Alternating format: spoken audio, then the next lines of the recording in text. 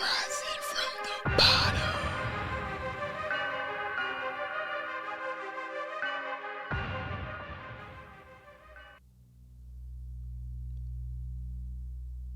A house is made of walls and beams. A home is built with love and dreams. Ralph Waldo Emerson.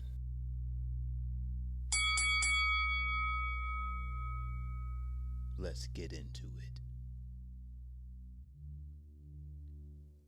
Now, when we last left off, Sabata had a big fight.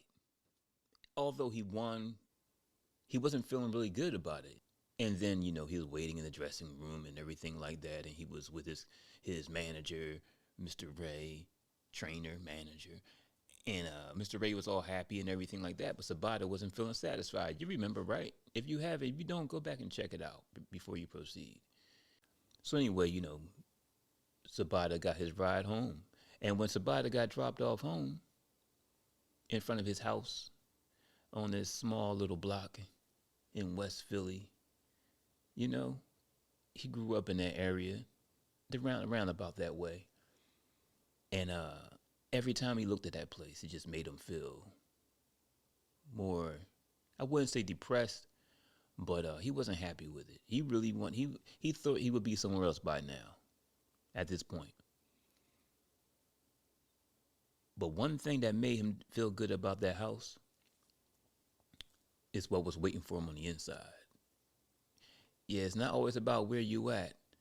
Sometimes it's about who's in there, the love that takes place in that house. And he had a loving wife waiting inside for him.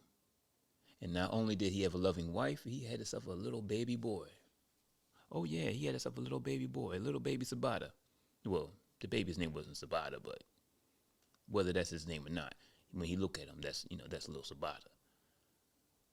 But so anyway, he goes inside the house, and immediately all the stress and stuff he was, thinking about, being anxious about, his next fight and when he's gonna, when he's gonna blow up, when it's gonna be his time to shine.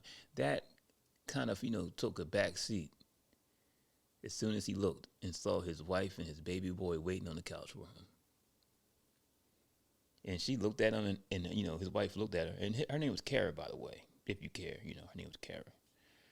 And the little baby boy his name was Ralik. Ralik. It was Sabata's idea to come up with that name, Ralik. He didn't have a reason why. He just liked it. And Kara didn't mind either. So they both liked the name. And Ralik is what they called the boy. Little Ralik. Anyway, so he saw they saw each other and her eyes lit up and she was like, oh, so how did the fight go? How did it go? And he looked at her and looked down to the floor and said, man, it's a good thing you weren't there. You would have saw me get knocked out. And she just laughed. She didn't believe that for a second. She knew nobody was knocking him out. She believed in him. You see, she believed in him.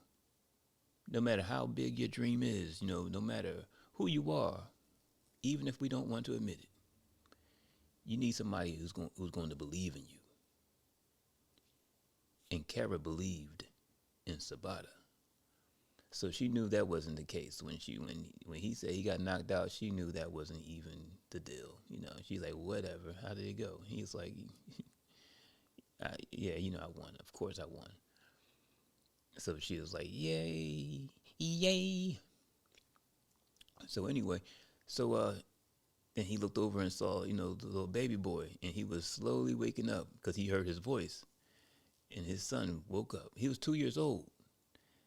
And Sabata was feeling so many things every time he laid eyes on that little boy. He was so proud to be his father. He thought that, that was the light of his world. You know what I mean? As tough as he was outside of the ring, at home, he was full of love and compassion.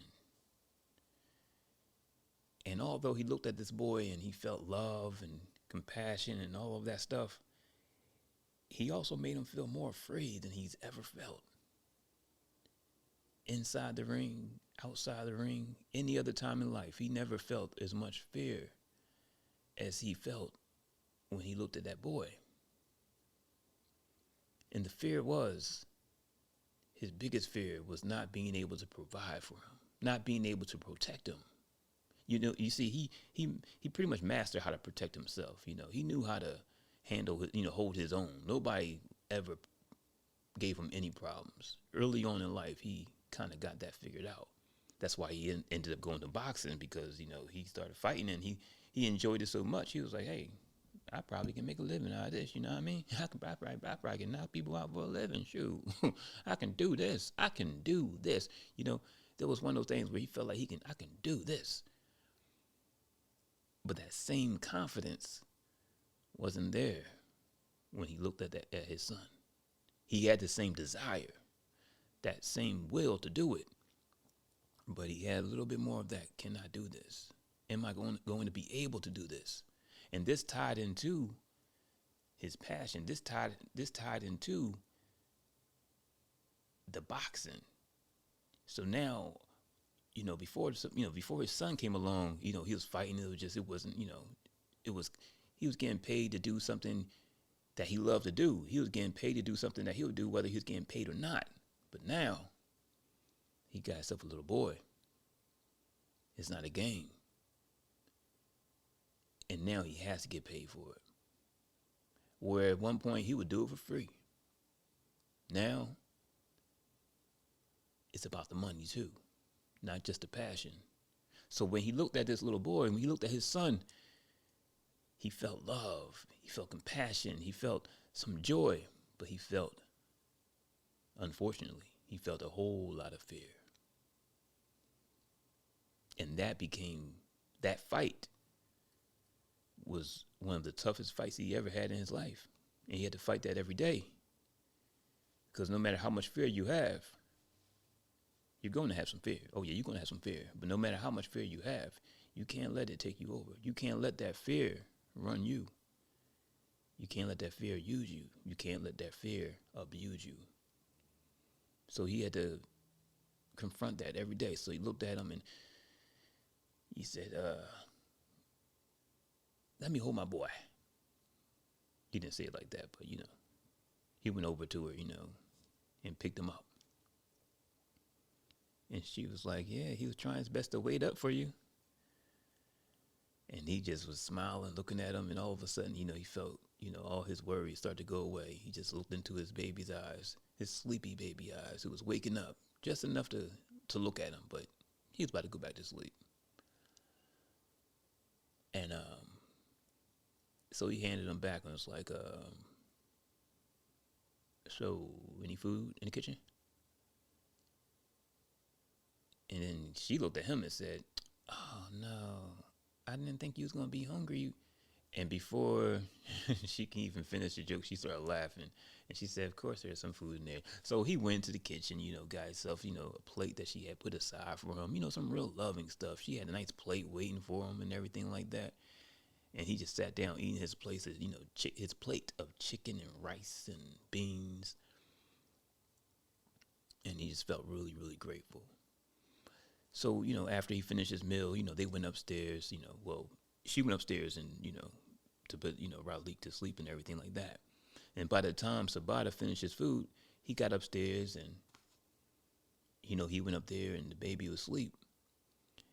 And so they're about to go to bed and he's laying in the bed with Kara and they just, she's like, yeah, he's getting big enough now. Got to find a daycare center. And he's like, well, what you need to find a daycare center? What for?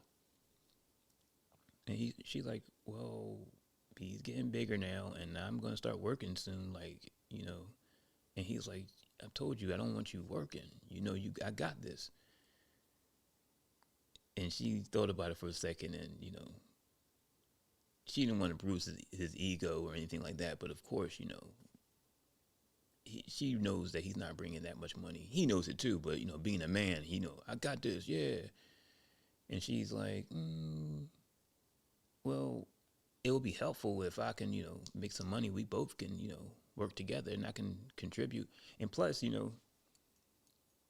wanted to start this whole beauty shop. She had a dream of having a beauty salon. That's been her dream for a long time, doing hair and everything like that. And so she's like, yeah, so I need to start saving up to, get that together. And Sabata's like, look at me, look, I'm about to do this. Trust me, I'm like one fight away from the big one. And you don't have to worry about that. I'll take care of the beauty salon and everything. But I told you, I don't want you working. My woman, my queen, don't have to have no job. And she looked at him like, okay. She's kind of going along with it, but she can see he can use some help. And though she always believed in him, he's been saying this so long that he's going to get that breakthrough that though she didn't admit it, she was beginning to question whether or not it was going to happen. And though Sabata didn't admit it, he had moments where he was thinking the same thing. So anyway, she decided, let's change the subject. And she was like, well, Ralik's sleeping. Doop-doop-be-doo. And he was like, Sabata said, oh, yeah. And Kara said, oh, yeah. And then he hugged her and embraced her and gave her a kiss. And they knew one another. That's a nice way to put it. Isn't that how they say that in the Bible? They knew one another or knew each other.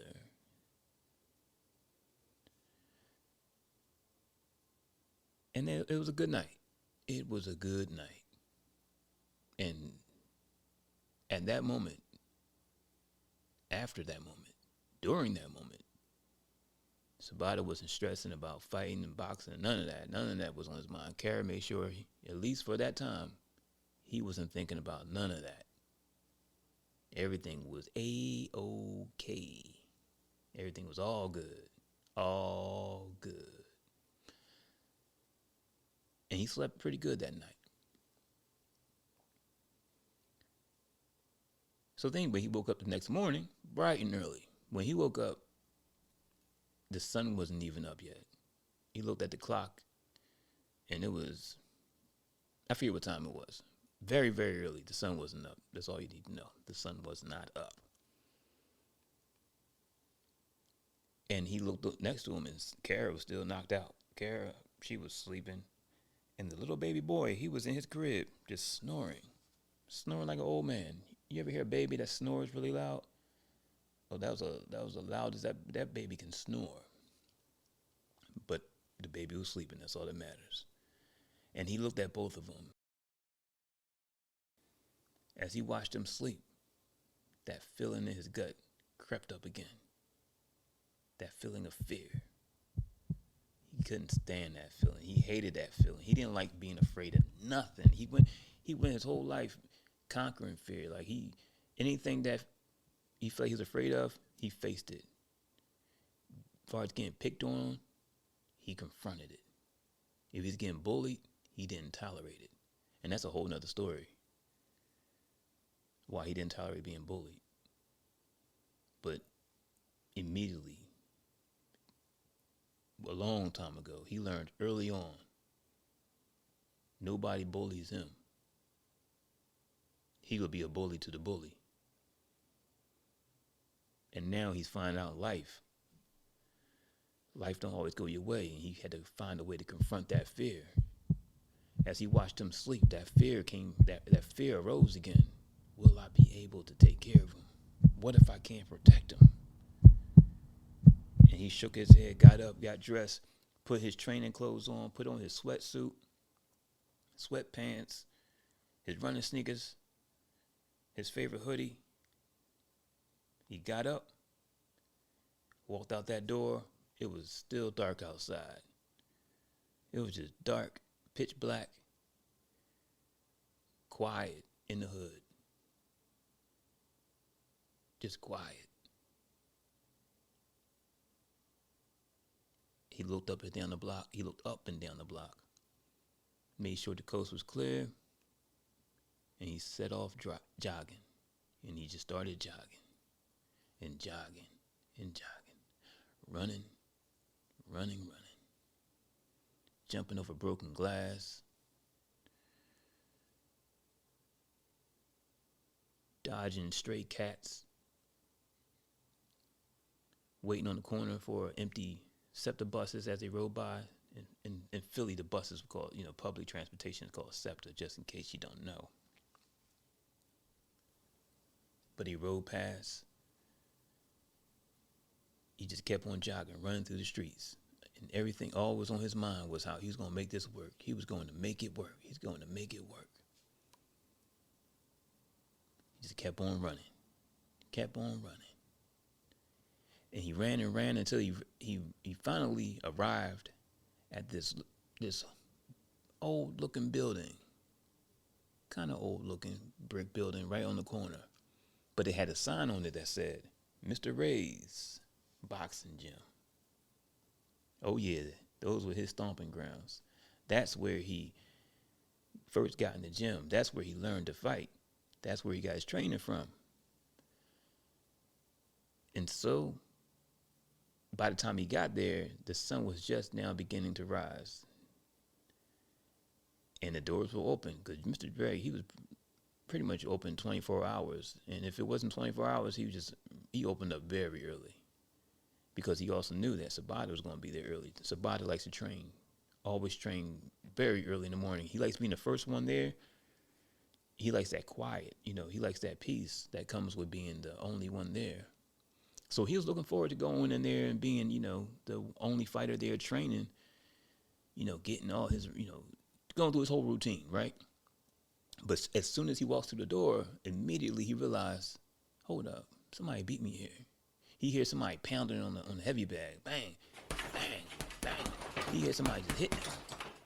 And it doesn't really sound particularly like, it sounds a little chaotic, you know what I mean? It sounds a little like, who the hell is that? So he walks in and he looks over and right away he recognizes who it is. This big, burly, kind of look like it could be a football player, husky dude. And he just hitting the bag and his form is wrong. Not right at all. It's like he looks like he has no training at all.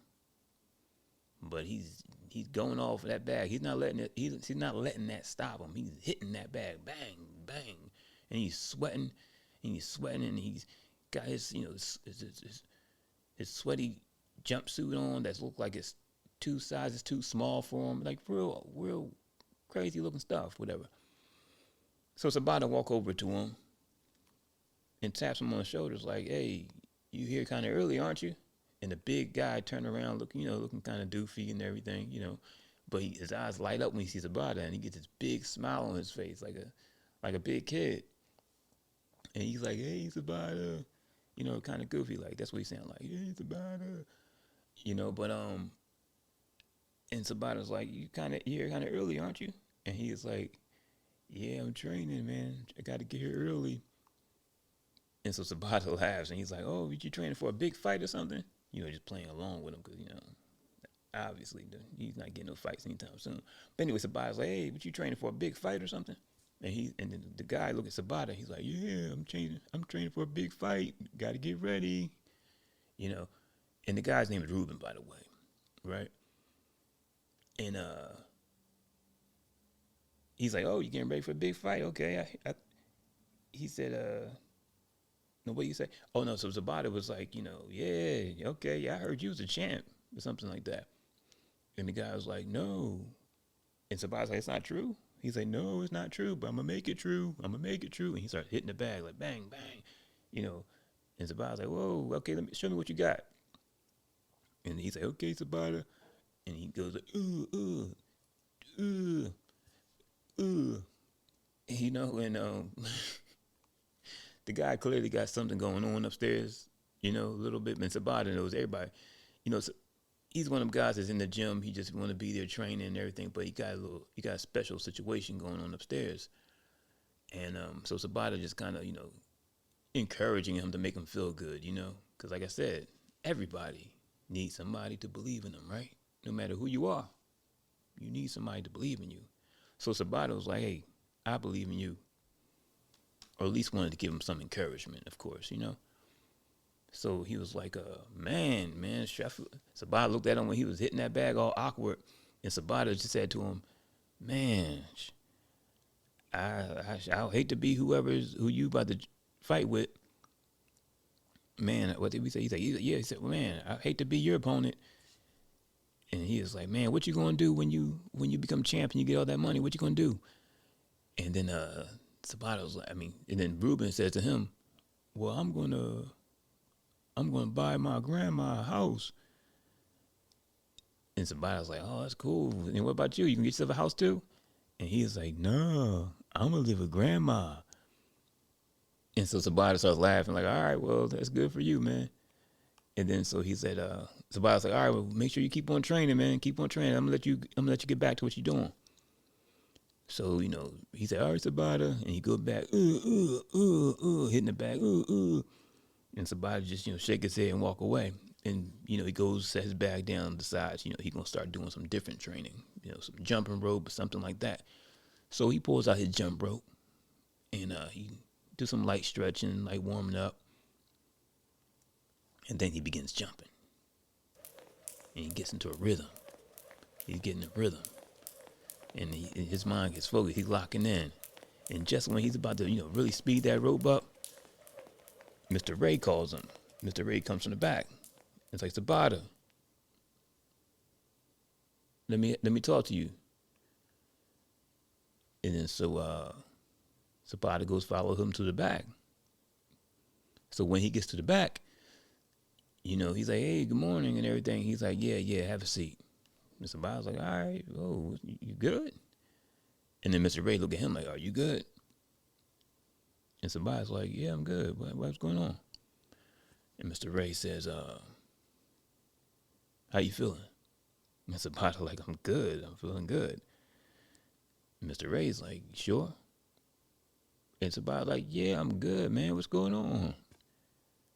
Why you keep asking me these questions? And Mr. Ray's like, hey, because I don't want you messing this up. And Sabata's like, messing what up, man? Come on, talk to me. And Mr. Ray's like, what I'm about to tell you now, just listen. All right? Just listen. And Sabata, like, cool, I'm listening. So he said, check this out. You ready for this fight we got coming up, right? And Sabata's like, of course I'm ready. You know I'm ready. And Mr. Ray said, good, because I got a phone call. The champ needs somebody to fill in.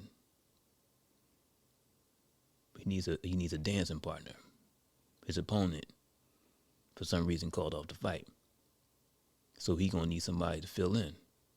And they chose you. Sabata's face lit up. He was like, are you serious? And Mr. Ray's like, do I look like I'm joking? And Sabata's like, all right, cool out. Yeah, okay. For real? And then Mr. Ray's like, do you want the fight or not? And Sabata's like, of course I want the fight. And he jumps up, man, and he's like, oh, man. And then Mr. Ray's like, man, this is your opportunity. You gotta get past his next opponent first. You do good with this fight, the champ waiting for you. Sabata jumps up and gives Ray a big hug, and Mr. Ray like, all right, cool out. You got work to do first. And Sabata looks the happiest he's looked in a long time. He's like already can feel himself being victorious. He knows like this is it. This is about to go down. This is the moment he's been waiting for. And he couldn't wait to get back home and share the good news with Kara and his baby boy.